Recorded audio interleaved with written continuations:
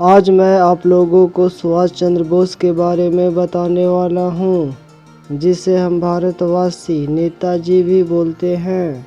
सुभाष चंद्र बोस भारत देश के महान स्वतंत्रता सेनानी थे। उन्होंने देश को अंग्रेजों से आज़ाद कराने के लिए बहुत कठिन प्रयास किए थे। उड़ीसा के बंगाली परिवार में जन्मे सुभाष चंद्र बोस एक संपन्न परिवार से थे, लेकिन उन्हें अपने देश से बहुत प्यार था और उन्होंने अपनी पूरी जिंदगी देश के नाम कर दी। सुभाष चंद्र बोस का जन्म 23 जनवरी 1897 में कटक उड़ीसा के बंगाली परिवार में हुआ था।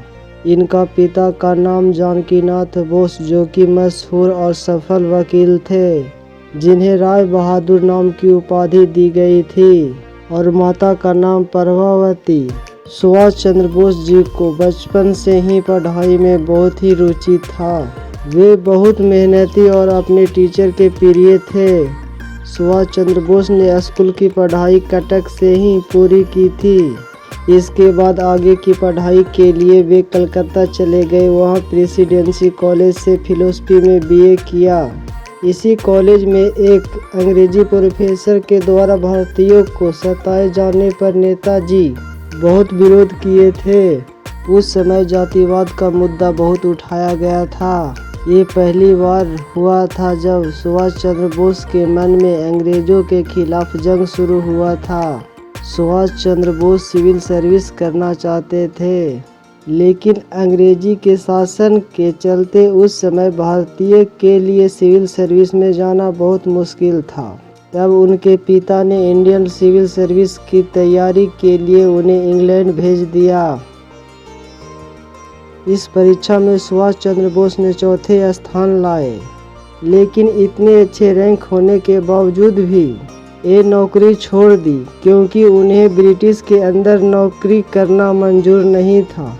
फिर भारतीय लोगों के दिलों में आज़ादी की आशा जगाने के लिए उन्होंने एक न्यूज़पेपर प्रिंट करना शुरू किया, जिसका नाम था स्वराज। और उस समय उनका एक मार्गदर्शक बने चित्तरंजन दास, जो कि देशभक्ति से भरे हुए भड़काऊ भाषण देने के लिए जाने जाते थे।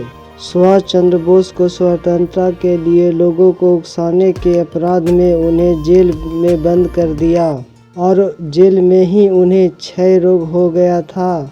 जब वे जेल से छूटे तो उन्हें नेहरू के साथ आज़ादी के जंग में कूद पड़े, और फिर वे 1930 में यूरोप चले गए। वहाँ उन्होंने कुछ नेताओं के साथ मिलकर पार्टी को और भी अच्छे से चलाने का गुण सीखा, और इसी दौरान उन्होंने अपनी किताब द इंडियन स्ट्रगल को भी पब्लिश किया।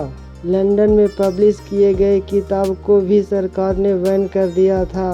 और फिर से भारत वापस आए तो सुभाष चंद्र बोस को कांग्रेस पार्टी का प्रेसिडेंट बना दिया गया।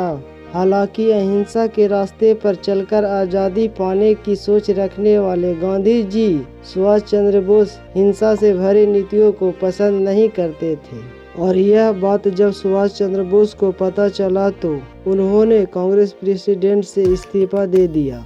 फिर इसके बाद सुभाष चंद्र बोस पूरी दुनिया में घूम घूम कर भारत के लिए समर्थन की मांग करने लगा, जिसकी वजह से ब्रिटिश सरकार पर दबाव बढ़ने लगा।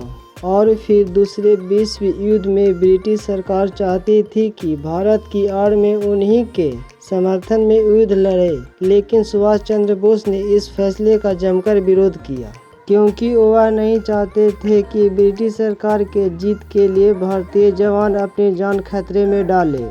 हालांकि इसी बात को लेकर सुभाष चंद्र बोस को फिर से जेल में डाल दिया गया, लेकिन जेल में जाकर वह चुप नहीं बैठे और वहीं पर भूख हड़ताल की। इसीलिए उन्हें 7वें दिन जेल से रिहा कर दिया गया।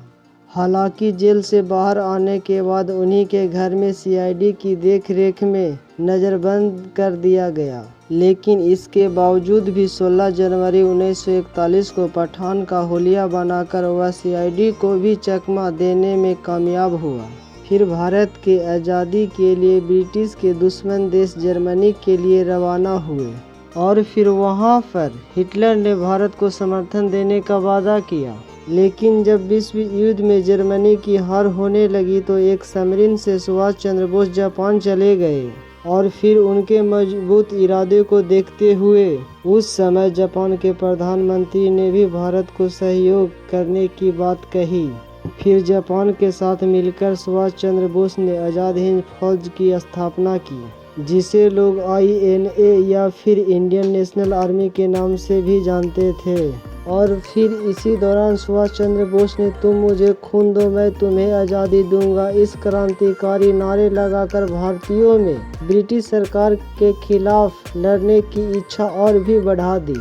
हालांकि दूसरे विश्व युद्ध में जापान की हार की वजह से भारत को आर्थिक मदद और हथियार मिलना बंद हो गया। इसीलिए मजबूरन सुभाष चंद्र बोस को इंडियन नेशनल आर्मी को बंद करना पड़ा।